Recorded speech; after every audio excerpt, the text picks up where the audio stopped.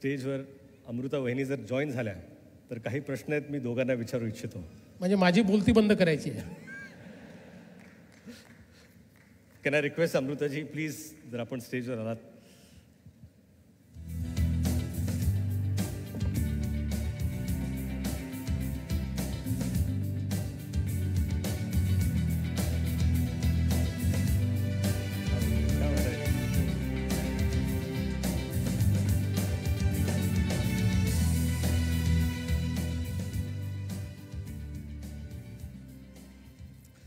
Thank you अमृताजी, आपण इथे agree केलं की ह्या इंटरव्ह्यूला पार्टिसिपेट करण्यासाठी. आपण दोघं आहात आणि माझं सौभाग्य आहे की मी दोघांबरोबर थोडा वेळ स्पेंड करतो इथे. तर पहिला प्रश्न हा आहे की आपण दोघं यंग कपल आहात. महाराष्ट्राचं सेकंड यंगेस्ट चीफ मिनिस्टर आपण आहात आणि ह्या टर्मनंतर मला वाटतं की दुसरे मुख्यमंत्री पूर्ण टर्म करणारे आपण ठराल. अमृताजी मला एवढं सांगा की देवेंद्रजी मुळात रोमॅन्टिक आहेत का?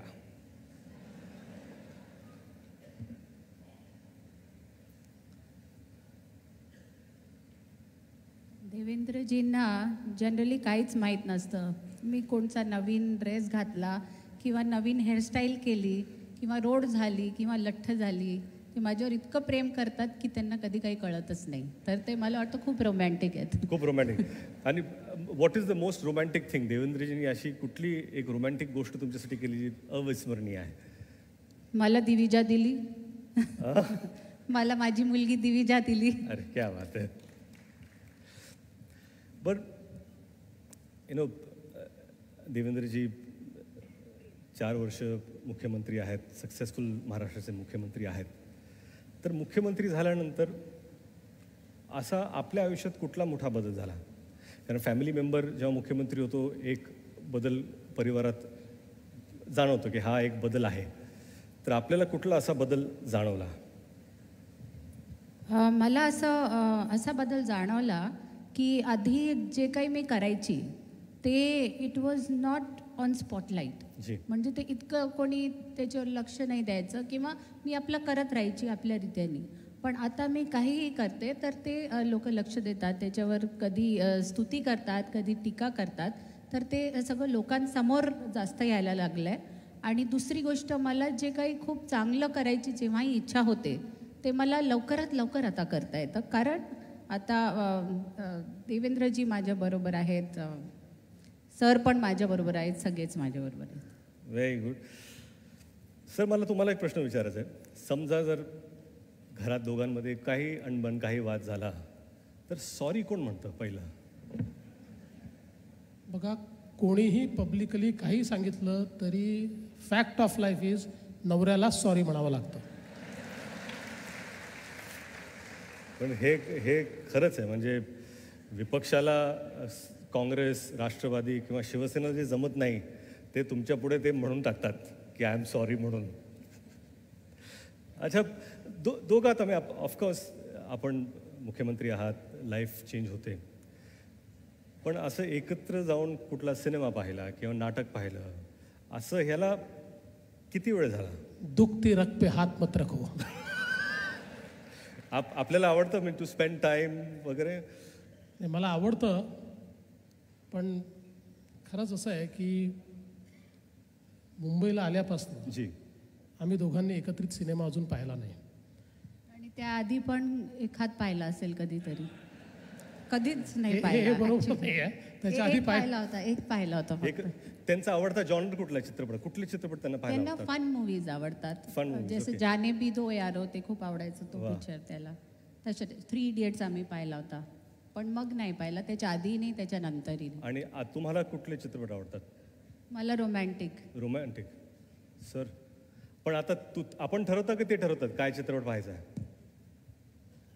जनरली काही ठरवायचं असलं तर at home he is the boss and I am the decision maker. लक्षात आलं असेल तुमच्या आता काय भोगतोय मी. माझं पण लग्न झालंय, मला पण लक्षात आलेलंच आहे. आता महाराष्ट्राचे मुख्यमंत्री म्हटलं की 365 डेज 24/7 हा एक जॉबच आहे, आपल्याला काम करावंच लागतं. यात अमृताजी, जर आपल्याला महाराष्ट्राचे मुख्यमंत्र्यांना जर अपहरण करून एक दिवस नेता आलं तर आपण कुठं न्याल आणि तो दिवस कसा स्पेंड कराल?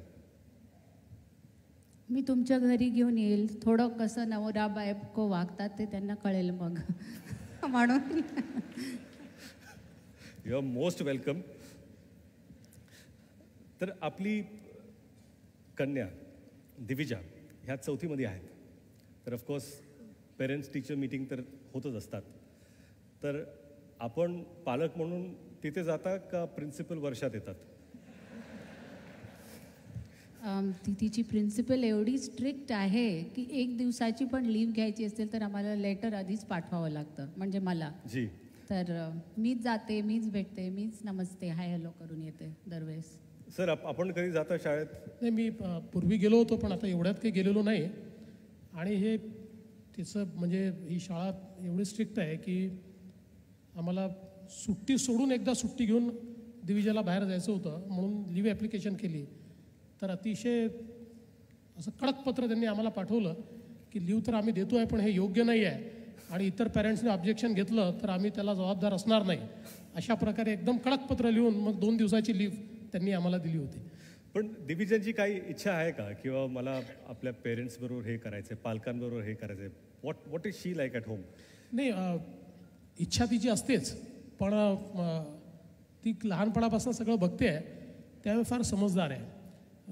तिला मागे सुट्ट्या होत्या आणि मग तिला बाहेर जायचं होतं तर अमृता घेऊन जात होते. ती मला म्हणाली की तू काही सोबत येत नाही का? मी म्हटलं जरा सध्या दुष्काळ आहे आणि म्हणजे मागच्या दुष्काळाच्या विषयी सांगतो. दुष्काळ आहे आणि त्याच्यामुळे मला सध्या काही बाहेर जाणं शक्य नाही आहे. तर जसा पाऊस पडला तशी ती मला येऊन म्हणाली आता पाऊस पडला आहे, आता येता येईल तुम्हाला. How sweet. पण अर्थात आपलं सगळं कामच असं आहे की फार काही वेळ पाहिजे तेवढा देता येत नाही, पण ते समजून घेते. अमृता वहिनी, मला एक गोष्ट सांगा की अशी एखादी कुठली गुपित गोष्ट देवेंद्रजींबद्दल जी अजून महाराष्ट्राला माहिती नाही आहे, वन सिक्रेट, की अशी एक गोष्ट जी कोणालाच माहिती नाही जी आपण शेअर करू शकाल आमच्याबरोबर?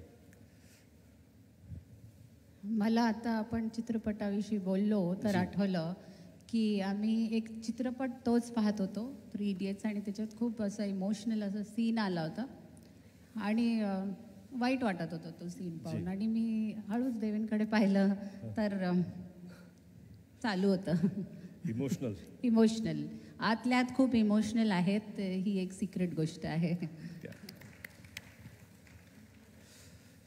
देवेंद्रजी सर, मला तुम्हाला एक प्रश्न विचारायचा आहे की मनमोहन सिंग पंतप्रधान यांच्या जीवनावर चित्रपट झाला, अनुपम खेर यांनी तो चित्रपट केला.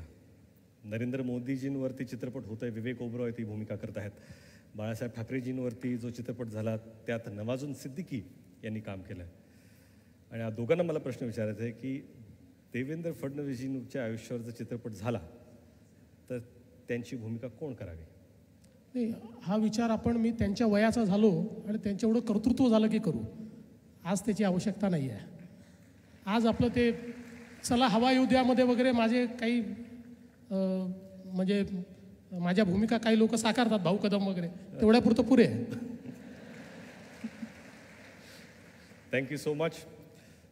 अमृताजी, आपण इथं आलात, आपण चित्रपटाबद्दल बोललो, तुमच्या आवडीनिवडींबद्दल थोडी चर्चा केली. माझी एक रिक्वेस्ट आहे की तुमच्या दोघांचं आवडीचं एखादं गाणं आपण आम्हा सर्वांसाठी आज इथं गा. आमची वेगवेगळी आहेत आवडीची गाणी. तर आता तुम्हीच ठरवा. एक डिसिजन मेकर आहे, एक बॉस आहे. तर डिसिजन मेकरच ठरवेल ना. बॉस आहे दाखवण्याकरता सांगेल की मीच सांगितलं होतं. What ever you decide. तुला जॉईन करायचं? त्याला नाही करायचं जॉईन. आपण सर जॉईन करताय?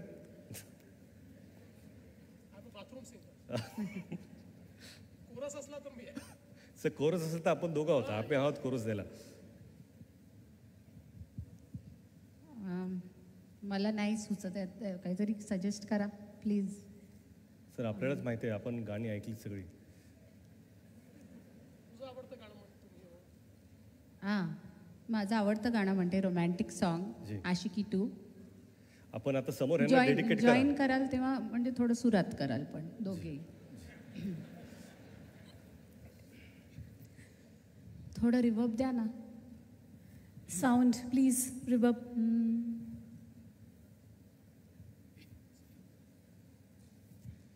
हम तेरे बिन अब रह नहीं सकते, तेरे बिना क्या वजूद मेरा.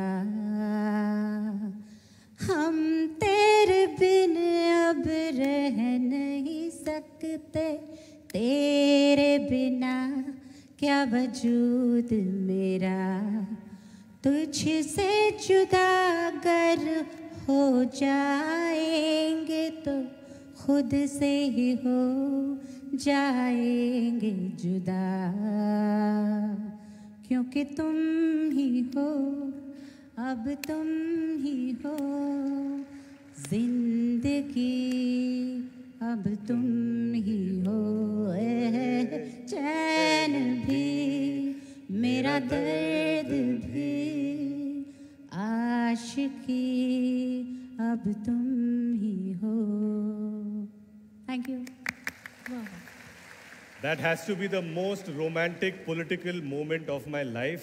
आपण इथे शेअर केल्याबद्दल thank you so much sir. Thank you Amruta वहिनी, आपण वेळात वेळ काढून मला ही संधी दिली की मी तुम्हा दोघांचा interview. Thank you so much Riteish and Vijay दर्डाजी. तुमच्यामुळे आज आम्ही भेटूच शकलो 7-8 दिवसांनी. थँक्यू.